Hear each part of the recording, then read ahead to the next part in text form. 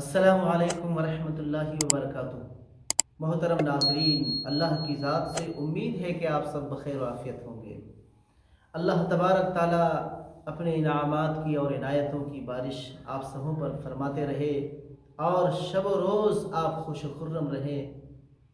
سیرت کی کتاب میں ایک بڑی عجیب و غریب واقعہ پیارے آقا صلی اللہ علیہ وسلم سے بدلہ لینے کا آتا ہے کہ ایک صحابی رسول نے پیارے آقا صلی اللہ علیہ وسلم سے بڑی عجیب انداز سے اور بڑی متحیر طریقے سے اور بڑے ششدر اور متحیر کر دینے والے طریقے سے انہوں نے بدلہ لیا۔ واقعہ ہے آپ صلی اللہ علیہ وسلم کی مرض الوفات کا کہ جب آپ صلی اللہ علیہ وسلم بیمار ہوئے تھے اور بہت سخت بیمار ہوئے تھے کہ بخار کی وجہ سے آپ صلی اللہ علیہ وسلم کے چہرے انور سرخ ہو رہے تھے۔ اس وقت آپ صلی اللہ علیہ وسلم نے حضرت بلال رضی اللہ تعالیٰ عنہ کو اپنے پاس بلایا اور فرمایا کہ دیکھو، جاؤ مدینے کی گلیوں میں یہ اعلان کر دو کہ مجھ پر جس کا حق ہو وہ مجھ سے لے لے۔ میں اللہ تبارک تعالیٰ سے اس حال میں ملنا چاہتا ہوں کہ میرے اوپر کسی کے حقوق نہ رہیں، میرے اوپر کسی کا حق نہ ہو۔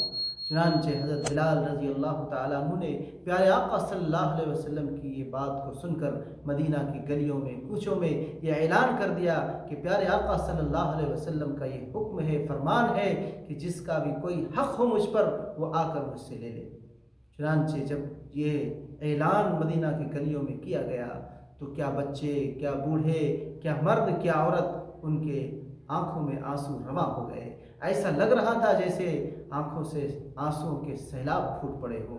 سب رونے لگے، بلکنے لگے، سسکنے لگے اور اپنے دلوں میں کہنے لگے کہ اب پیارے آقا صلی اللہ علیہ وسلم ہم سب کو چھوڑ کر اس دنیا سے کوچ کر جائیں گے، پردہ فرما جائیں گے۔ جب اصحاب نبی صلی اللہ علیہ وسلم مسجد نبوی میں تشریف لے آئے، پیارے آقا صلی اللہ علیہ وسلم اپنے دولت قدا سے باہر تشریف لائے، ممبر پر بیٹھ گئے اور پھر اعلان کیا اپنی زبان اقدس سے کہ ہاں بھائی، کسی کا بھی حق ہو مجھ پر تو وہ آئے اور مجھ سے حق لے لے۔ یہ سننا تھا۔ صحابہ کرام کے درمیان آہ و بکا اور غم کی لہر پھوٹ پڑی۔ لوگ زار و قطار رونے لگے، آہ و بکا کرنے لگے۔ جب آپ صلی اللہ علیہ وسلم نے اپنے اصحاب کی یہ حالت دیکھی تو آپ صلی اللہ علیہ وسلم کہنے لگے، اے میرے پیارو، دیکھو دنیا میں ہر کوئی جو بھی آیا ہے اس کو ایک دن نہ ایک دن جانا ہے۔ اللہ تبارک تعالیٰ نے قرآن عزیز میں فرمایا ہے، کل نفس ذائقۃ الموت، ہر نفس کو ایک نہ ایک دن موت کا مزہ چکھنا ہے۔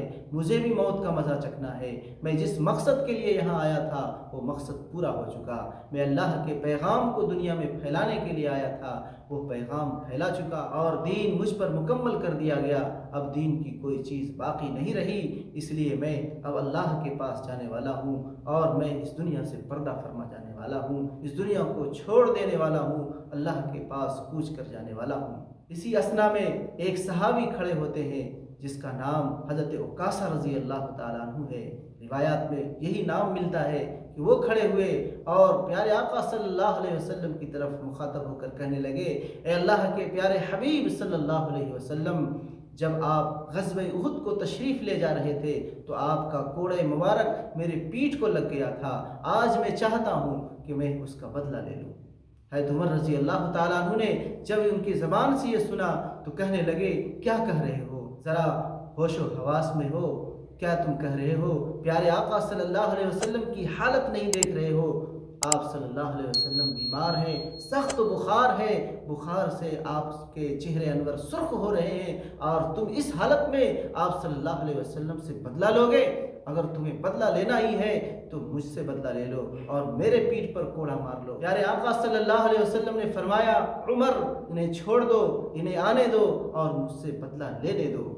چنانچہ پیارے آقا صلی اللہ علیہ وسلم نے کوڑا منگوایا۔ آپ صلی اللہ علیہ وسلم کے ہاتھ میں جب کوڑا آ گیا تو آپ نے اس صحابی حضرت عکاشہ رضی اللہ تعالیٰ عنہ کے ہاتھ میں دیا اور کہا، یہ لو کوڑا اور میرے پیٹھ پر کوڑا مار کر کے بدلہ لے لو۔ حضرت عکاشہ رضی اللہ تعالیٰ عنہ کہنے لگے یا رسول اللہ صلی اللہ علیہ وسلم، جب آپ کا کوڑا میرے پیٹھ پر لگا تھا تو اس وقت میرا پیٹھ بے ثوب تھا، بے کپڑا تھا، یعنی کپڑے سے ننگا تھا، میرے پیٹھ پر کوئی کپڑا نہیں تھا، اس لیے میں چاہتا ہوں کہ اسی طرح سے بدلہ لوں جس طرح سے آپ کا کوڑا میرے پیٹھ پر لگا تھا۔ پیارے آقا صلی اللہ علیہ وسلم نے جب ان کی یہ بات سنی تو اپنے جسم اطہر سے، اپنے پاکیزہ مطہرہ جسم سے کرتے کو اتار دیا اور کہا اب لے لو بدلہ۔ چنانچہ وہ صحابی کوڑے کو ایک طرف پھینک دیا اور آپ صلی اللہ علیہ وسلم کے جو پیٹھ مبارک پر دو کاندھوں کے درمیان پر مہر نبوت تھی، جو بیضے کے انڈے کے شکل کا تھا، اسے اپنے ٹھونٹوں سے لگا لیا، اسے چومنے لگے اور کہنے لگے یا رسول اللہ، میری یہ ہمت کہاں کہ میں آپ سے بدلہ لوں، میں تو یہ دیکھنا چاہتا تھا آپ کے مہر نبوت کو اور آپ کے جسم اطہر کو اور مہر نبوت کو بوسہ لینا چاہتا تھا اور اس کے ذریعے سے میں جنت کما لینا چاہتا تھا، اور آج وہ میری آرزو اور یہ تمنا پوری ہو گئی۔ پیارے آقا صلی اللہ علیہ وسلم نے ان کی اس عجیب طرح کی محبت جو بدلہ لینے کے طور پر تھا، ان کو دیکھ کر مسکرا پڑے اور اللہ کے پیارے حبیب نے فرمایا کہ تو نے اپنے اوپر جنت کو واجب کر لی۔ تو یہ بھی ایک انداز ہوتا ہے محبت کو بیان کرنے کا، ایک طرف جہاں محبت جھلک رہا ہے تو دوسری طرف یہ واقعہ ہمیں یہ پیغام دے رہا ہے۔ پیارے آقا صلی اللہ علیہ وسلم جو سید الرسل اور سید الانبیاء ہیں اور بڑے درجات کو فائز ہیں، جس کے درجات تک کوئی نبی نہیں، کوئی رسول نہیں، کوئی بھی نہیں پہنچ سکتا، پیارے آقا صلی اللہ علیہ وسلم ایسے وقت میں اعلان کرتے ہیں کہ جس کا بھی کوئی حق ہو تو وہ مجھ سے لے لے۔ حالانکہ کوئی حقوق کسی انسان کا آپ صلی اللہ علیہ وسلم پر نہیں تھا، بلکہ آپ کے حقوق پوری امت پر بے شمار ہیں، بے شمار ہے، اس کا کوئی حق ہی ادا نہیں کر سکتا، لیکن پھر بھی آپ صلی اللہ علیہ وسلم اعلان فرما رہے ہیں۔ تو اس سے یہ پیغام ملتا ہے، امت کو اصل درس دینا تھا کہ میری امتی اس طرح بنے کہ دوسرے کے حقوق کو لے کر اس دنیا سے جانے والی نہ بنے، بلکہ دوسرے کے حقوق کو دے کر کے اور سب چیز کو جو بھی حقوق ہے دنیا ہی میں رفع دفع کر کے اللہ سے ملاقات کرے کہ اس کے اوپر کسی کا حق نہ ہو۔ لہٰذا ہمیں آپ صلی اللہ علیہ وسلم کے اس واقعے سے سبق ملتا ہے کہ ہم دوسروں کے حقوق کو تلف کرنے والے اور دوسروں کے حقوق کو مارنے والے نہیں، بلکہ دوسروں کے حقوق کو دینے والے، ادا کرنے والے بنیں۔ یہ پیغام ہے آپ صلی اللہ علیہ وسلم کا پوری امت کے لیے، پوری امت محمدیہ صلی اللہ علیہ وسلم کے لیے ہے۔